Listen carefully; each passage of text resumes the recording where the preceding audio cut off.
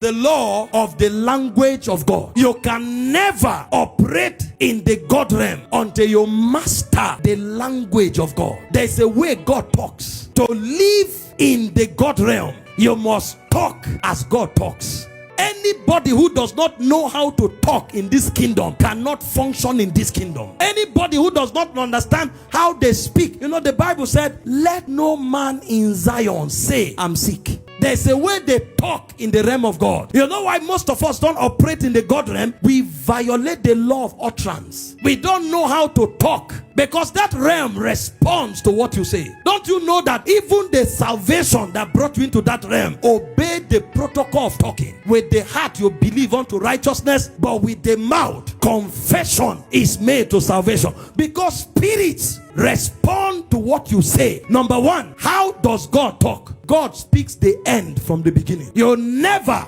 catch God talking the beginning at the beginning. This is how God secures his manifestation. Anything God wants animated, God does not speak it as it's progressing. God goes to the end and he talks the end from the beginning so that he secures the whole manifestation. That is why everything happens in God's realm as God plans it, because when he speaks the end, he secured the entire manifestation. You know the problem with us? We speak what we see. That's why we only possess and secure what we see. But God knows how the realm works. He talks the end from the beginning.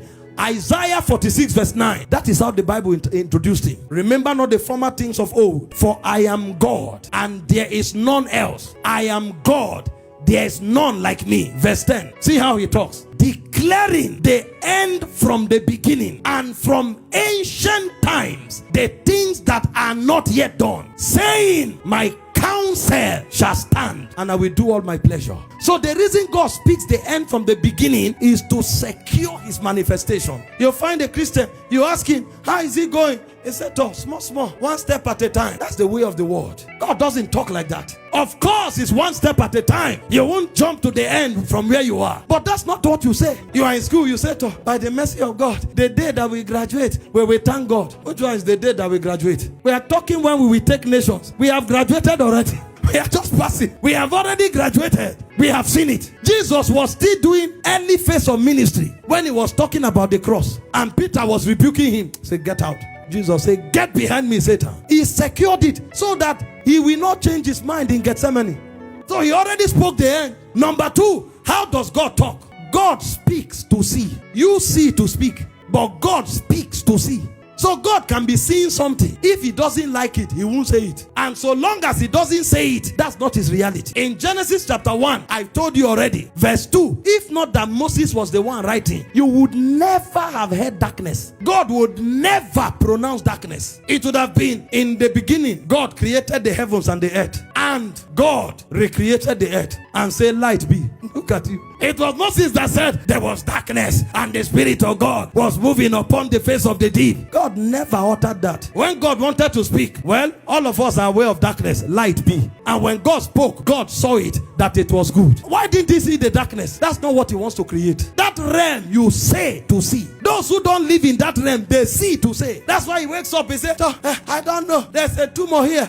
Oh God, may God help us. May he help you. But you who know how the realm works, even though there's a tumor there, you don't deny the presence of the tumor, but you tell yourself, by his stripes I'm healed. I live in divine health. No tumor survives in my body. You say what you want to see. Number 3, how does God speak? He calls those things that be not as though they were. Imagine, I don't have a job, and I'm talking like somebody who is a CEO. My company will employ 30 people in the first 3 months. And you are like, okay, what's the name of the company? Light of the World International Company. Where is it located? In Gwarimpa. Where can I see it? I will invite you when the time is right. You show up. My first son is John. My first son is Moses. And they say, really? Your first son is Moses? Yes. Where is he? I will show you when you are around. He called those things that be not as though they were. This is how we animate the God realm. Romans 4:17, as it is written. What would have been the right grammar? I will make you. a father of what? Many nations. But how did God speak? I have made thee a father of many nations. You are the one who wants to kill yourself with I will, I will. In the realm of God, it's not I will, it's I have. He calleth those things that be not as though they were. Number 4, how does God speak? God does not just speak, he names things. Because anything you name, you animate. So God did not just say to Abraham, I have made thee a father of nations. If you actually go to Genesis 17 verse 3, you are going to see how God really put it. God actually named him after that order.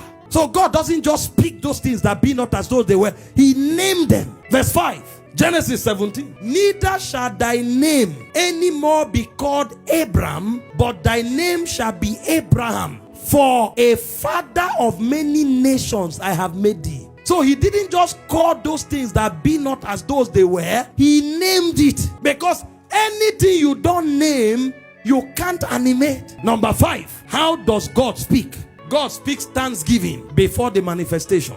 He doesn't wait to see the result before thanking or celebrating. Mark 11:24. It says, whatsoever ye desire. It says, when ye pray, believe that you receive them and you shall have them. When the Bible was saying, and God saw it and it was good, there was nothing. But when God said it, God believed it had already happened. And so all the responses that God would have had, he had them before they manifested. On Wednesday, Apostle Lawal was teaching us these things. See, some of you are expecting children, but you are waiting to celebrate when the child comes. If it is God, he starts celebrating the moment he declares, I have a child. And it will be so real to him that when the child eventually comes, there will be no more celebration because he has already celebrated. That's how they operate in the God realm. So there is called the law of utterance. We don't talk anyhow there. If you will operate in that realm, you don't have the right to talk anyhow. You talk the end from the beginning. You talk what you want to see in order to see them. You call those things that be not